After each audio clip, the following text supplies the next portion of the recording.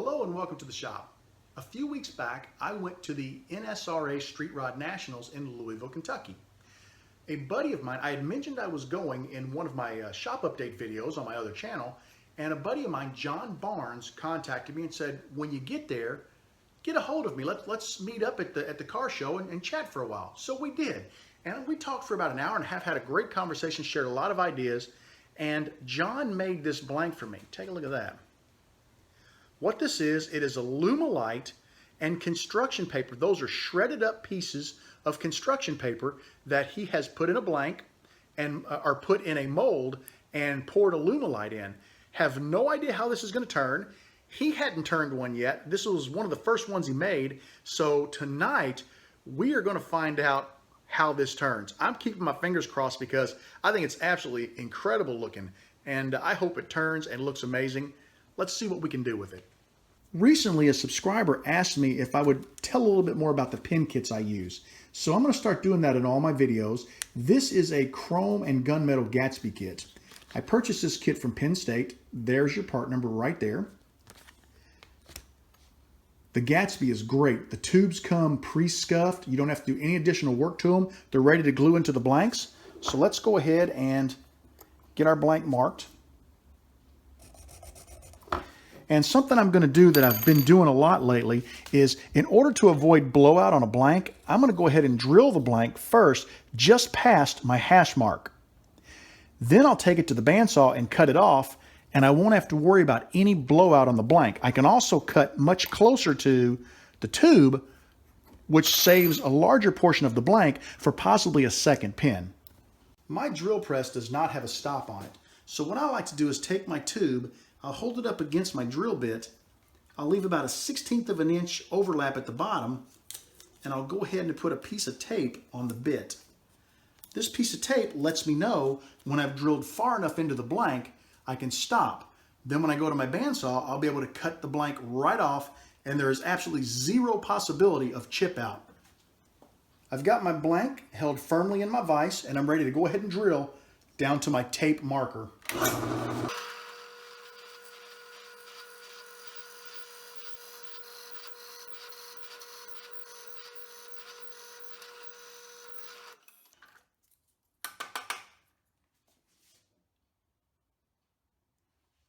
With my blank pre-drilled, I'm not worried at all about blowout. So I brought my tube over to the bandsaw and I remeasured from the end of the blank in. This was my original line. Here's my new line. So I'm saving that much material, and I can use this towards a second pin.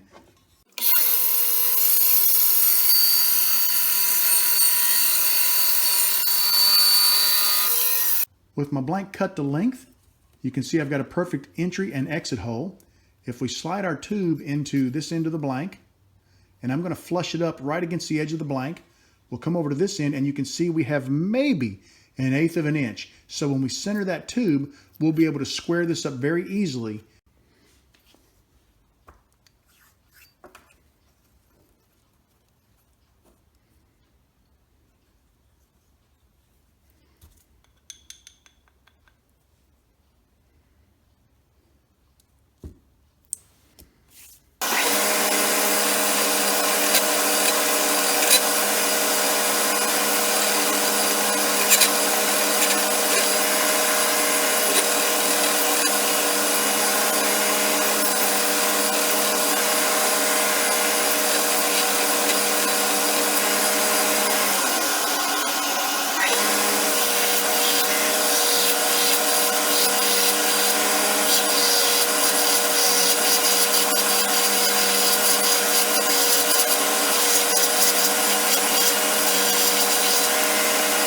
I've got my blank chucked up and I'm ready to start turning it, but I want to let you guys in on a little secret. This is not the original blank that I started with. This is, but look at that. I did not think, I got in such a hurry to put this thing together, I didn't think to paint it, and the tube is really showing through. Now I'll probably go ahead and turn this one just to see what it looks like, but once I saw that, I immediately stopped. I got another 27/64 inch tube. It's exactly the same length. I painted the tube red with acrylic Testors model paint, glued it up, and went ahead and took both ends and trimmed them up on the belt sander and kind of rounded it over as best as I could to take the hard edges off, because I really think it's going to be more aesthetically appealing with the red paint on the tube. So actually, I take that back. I did not paint the tube. I literally painted the inside of the blank with a Q-tip. I put 2 coats in there. The tube went in its natural bronze or brass color. So let's get this thing turned and see what it looks like.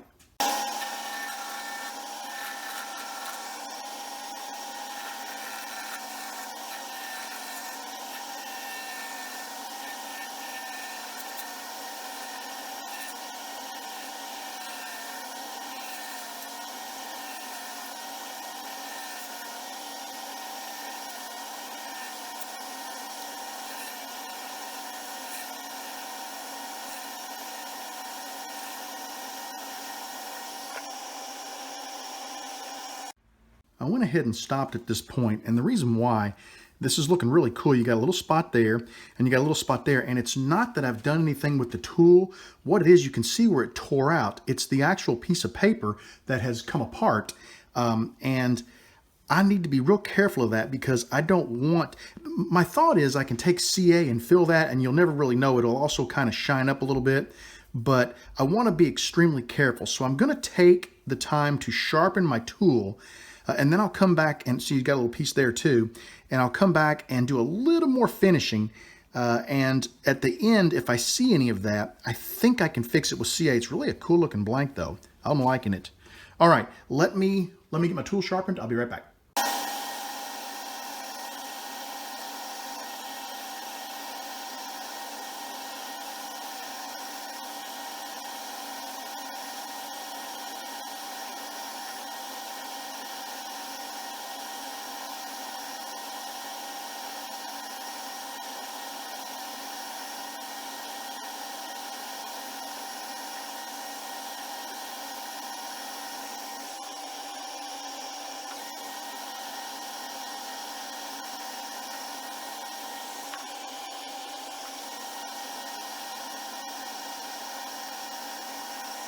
Sharpening that tool made all the difference in the world. You can kind of still see edges of paper, but I don't have any of those open areas where a piece of paper just split apart. That's just the edge. That's going to seal right up with CA glue. It's going to look amazing. What I want to do now is, I was very careful. I had to take a couple extra swipes to make sure I was tight at the bushings, and I feel pretty good. What I'm going to do now is break out the micro mesh, and we're going to go ahead and micro mesh this blank.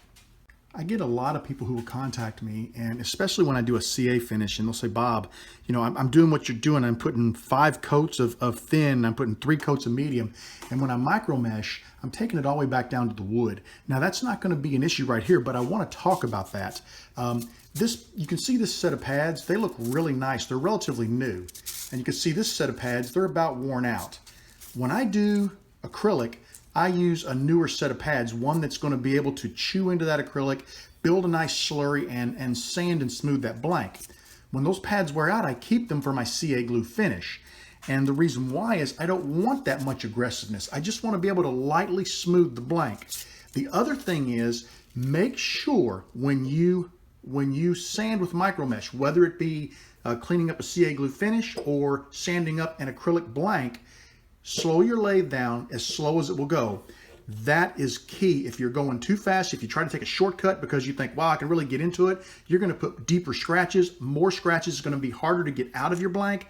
Plus, if you happen to be doing a wooden blank with a CA finish, you're going to take that finish down that quick, and you're not going to have a chance to smooth it and work it. You're going to screw your blank up and have to start over.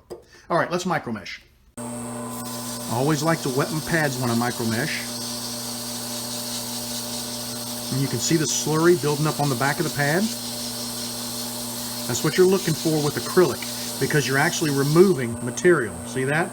Now I'm going to come back a second time with this yellow pad. I'm going to wipe the slurry off, and I'm going to hit it again with the yellow pad. The reason why is the yellow pad, that's the most aggressive grit. That's going to take your tool marks out. That's going to smooth your surface and give it a really nice smooth feel and appearance. Then the other pads that come after this, they're going to remove the scratches that this made, because this is really digging in, taking material off.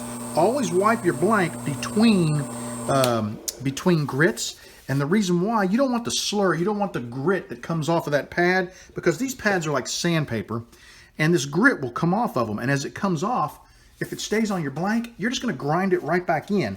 And by grinding it back in, what you're going to do is create more scratches you've got to get rid of. So your finer grits, instead of removing scratches, are just going to be making new ones.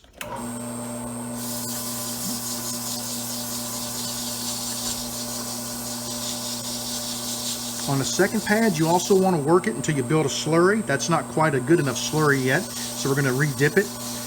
Keep the pads wet, because that's what keeps them cool. You're going to sand cooler, and you're not going to have any issue with burning. If you sand with dry sandpaper or even dry micro mesh pads, what you can actually do is burn your blanks. And by burn, what I mean is any material that comes off, you're going to burn it right back into the blank. Take a look at that blank. You can already see that the scratch marks from the first grit are just about gone. All of this lighter color stuff, I think the CA is going to clean that right up.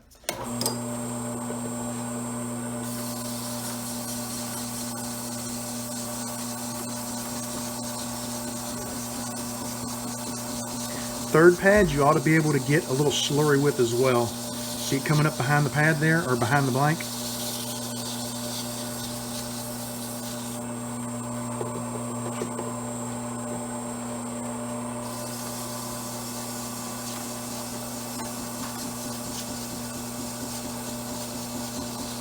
We're going to get just a little slurry on the fourth pad.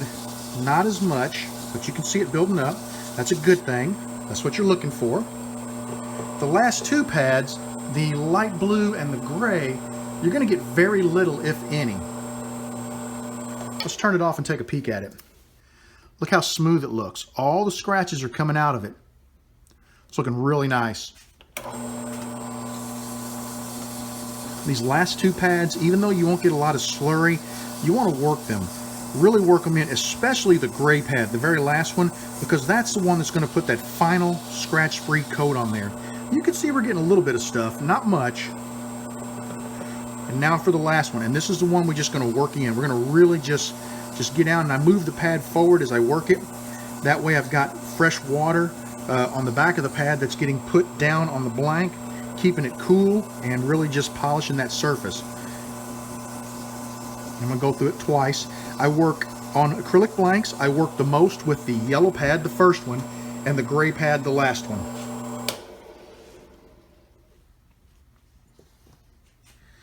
And now take a look at the blank. Absolutely beautiful. What I think I'm going to do is, normally I don't apply CA to acrylic, but because I have these open ends of the paper, I think I'm going to try just one coat of thin CA glue just quickly over the top of this blank to see if it will close those up. Not sure what's going to happen, so this is a total experiment, but let's see what happens. All right, let's see how this CA glue does. One quick coat. Not too bad. You know, I tell you what, that did a really nice job of taking care of those rough open ends. The bad thing is, though, you can kind of see the CA in there. You know what I think I'm going to do? I don't normally do this. I think what I'm going to do is put my nonstick bushings on here. I'm going to go ahead and apply several more coats of thin CA, maybe a couple of coats of medium. Then I'm going to micro mesh it down so that I can get that shine back, because this is turning out to be one heck of a cool pen. So that's what we're going to do. Let me get those non-sticks on here. I'm just going to go ahead and apply, after this, 3 additional coats of thin. I'm going to hit this with 3 coats of medium. Then we're going to come back and micro mesh. I'm going to go ahead and turn the camera off for that, because there's no sense in just having to sit here and watch me apply CA. So I'll be right back with you. I've applied 5 coats of thin, 3 coats of medium, and on the very last coat I shot this with a shot of accelerator. You can see right there, there's a little hole there. It's an air bubble. I'm just going to put the clip right over that. The rest of the blank looks great. You can see right there where there's a little bit of brass tube where probably as it went in, it scraped the paint, but I don't think that'll be an issue. That might be a reason to paint the tube as well as the inside of the blank. I'm going to use my wore out micro mesh pads and watch. I'm going to go through and leave this on regular speed. I want you to watch how long I use these and how inaggressively I use them. We just get on there and I'm very lightly pushing, and that's about it. Okay. And there we go with the second one, and that's about it. I'm going to lay it aside, grab the next one, get it wet. Okay, I don't spend a lot of time. If you do, your CA finish is going to be removed from your pin. A little bit of paper towel there. I've got my blue pad. I'm going to polish with that. I can let that one go a little bit longer. It's such a fine grit. And then I will go ahead and polish a little bit longer with the gray pad, the final pad. And I've got a really nice looking finish on there, ready for the buffing wheel. You saw just how quickly, I mean, it was just a matter of seconds for each pad. If you're leaving it on any more than that, what you're doing is you're grinding away that CA finish when really all you want to do is level it and remove any imperfections. Let me get the buffing wheel and we'll buff this up. As soon as I put the buffing wheels on, I immediately adjust the belts on my lathe to the center belt on both the top and the bottom pulley. I was running at the lowest possible speed. Now I'm running at my middle speed. I've got some of this blue buffing compound, put some on the wheel, and now we're ready to buff. It's about a 20-second buff on the blue wheel. And I'm not really counting or anything. It's just kind of, you sort of get a feel for it. Just buff it till it looks nice, really.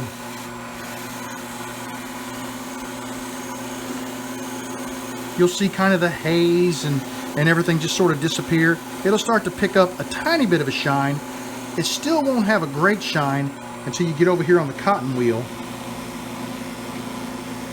And you can see the shine starting to pick up on the back of the blank.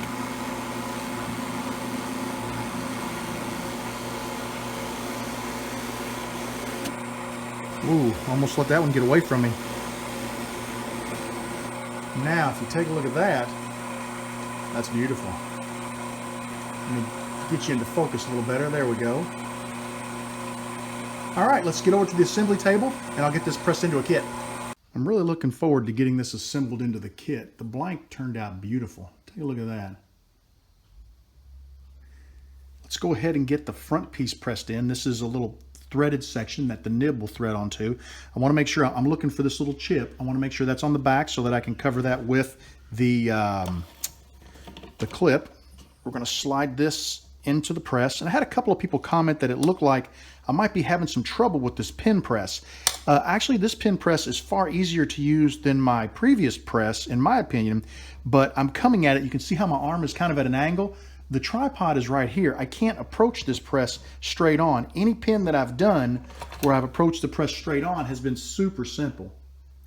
Take a look at that. What a gorgeous fit. That's just beautiful. Let's go ahead and get the clip section pressed in. I'm going to line it up right here. There we go. Let's go ahead and get this pressed into place. Flip one of these out of the way. And, well, maybe I need to put that one back. There we go. See how easy it is to change the press? There we are. Nice tight fit there. And let me get you in focus. Look at that. I love to look how shiny that blank is. It turned out beautiful. I really wish I didn't have that one little piece of brass there showing, but other than that, this blank is just stellar. Go ahead and let's assemble our nib. There we go. We'll just tighten that down. We'll get the rubber cap off of the front of the ink refill. I'm looking for the skinny side, which is right there. That goes on to the refill. Slide that into the pin. We'll install our transmission. And really nice, whoops, let me get, I always have trouble getting the transmission tight. There we go. Once it's tight, I've got really nice action on this Gatsby. When you crank it down and it stops, you need to give it just a little more torque to really lock it in there. Otherwise, when you back off, it tends to let go. Let me snap the cap on. Well, let's see. There we go. Let's see, tighten it down really tight. There we go. Nice action.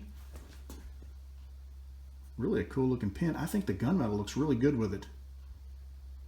I like it. I like it a lot. I'd really like to thank you for joining me in the shop for this project. I'm very excited about how it turned out. Just take a look at that. It's gorgeous. I love these gunmetal Gatsby kits. I think gunmetal and chrome together is just amazing, and it really makes blanks pop. I really like how this blank turned out. I was a little nervous when I saw the paper, the edges of the paper, because I was able to the tool was so sharp I could just shear it right off. But the CA seemed to work out really well, and I got a great finish. I'd like to say thank you for joining me in the shop tonight. I want you to know that you are always welcome in my shop, and I want you guys to come back and see me again real soon. Take care, everybody, and have a great evening.